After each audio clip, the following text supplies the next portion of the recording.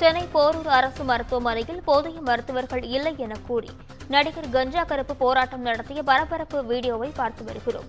இதுகுறித்த முழுமையான விவரங்களுடன் இணைகிறார் தலைமை செய்தியாளர் சிவா. வணக்கம் சிவா, விவரங்கள் நிஷா, மாநகராட்சி மருத்துவமனையில் சிகிச்சைக்கு மருத்துவர்கள் இல்லை என்று நடிகர் கஞ்சா கருப்பு ஒரு குற்றச்சாட்டை முன்வைத்து மருத்துவமனையில போராட்டம் நடத்தியிருந்த நிலையில் தற்போது சென்னை மாநகராட்சி அதற்கான விளக்கத்தை வழங்கியிருக்கிறது. அதுல என்ன மாதிரியான விளக்கம் கொடுத்திருக்கிறாங்க அப்படின்னு பார்க்கும்போது, பணியில 3 மருத்துவர்கள் இருக்க வேண்டிய நேரத்துல ஒரு மருத்துவர் மட்டுமே காலதாமதமாக வந்தார். இதனால சிறிது நேரம்தான் சிகிச்சை பாதிப்பு ஏற்பட்டது, சிகிச்சை அளிப்பதற்கான சிக்கல், அதற்கான பாதிப்பு ஏற்பட்டது என்று சென்னை மாநகராட்சி ஒரு விளக்கத்தை வழங்கியிருக்கிறது.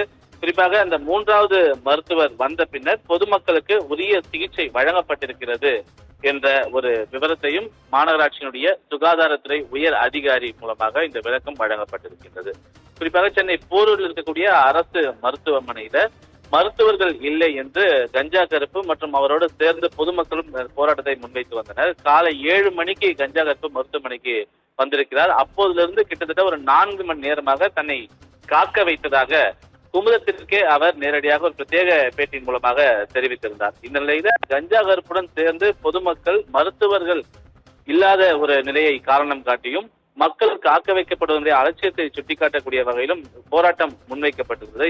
இதன் காரணமாக நோயாளிகளுக்கு சிகிச்சை அளிப்பதில் தொடர்ந்து ஒரு சிக்கல் ஏற்பட்டிருந்த நிலையில இதற்கு சென்னை மாநகராட்சி ஒரு விளக்கத்தை வழங்கியிருக்கிறது. சென்னை மாநகராட்சியின் கீழ் தான் இந்த மருத்துவமனை வருகிறது. மருத்துவமனையில் சுகாதாரத்துறை இருக்கிறது. அந்த அடிப்படையில சென்னை மாநகராட்சியினுடைய சுகாதாரத்துறை உயர் அதிகாரி இந்த விளக்கத்தை வழங்கும் போது, இந்த காலை பணியில் 3 மருத்துவர்கள் இருக்க வேண்டிய இடத்துல ஒரு மருத்துவர் மட்டுமே காலதாமதமாக வந்திருக்கிறார். அவரும் சிறிது நேரத்துல வந்த உடனேயே சிகிச்சை பொதுமக்களுக்கு வழங்கப்பட்டிருக்கிறது. அவருடைய காலதாமதத்தினுடைய காரணமாக சிறிது நேரம் மட்டுமே சிகிச்சை வழங்குவதில் சிக்கல் ஏற்பட்டிருந்தது. ஆனால் உடனடியாக அது சரி செய்யப்பட்டு விட்டது.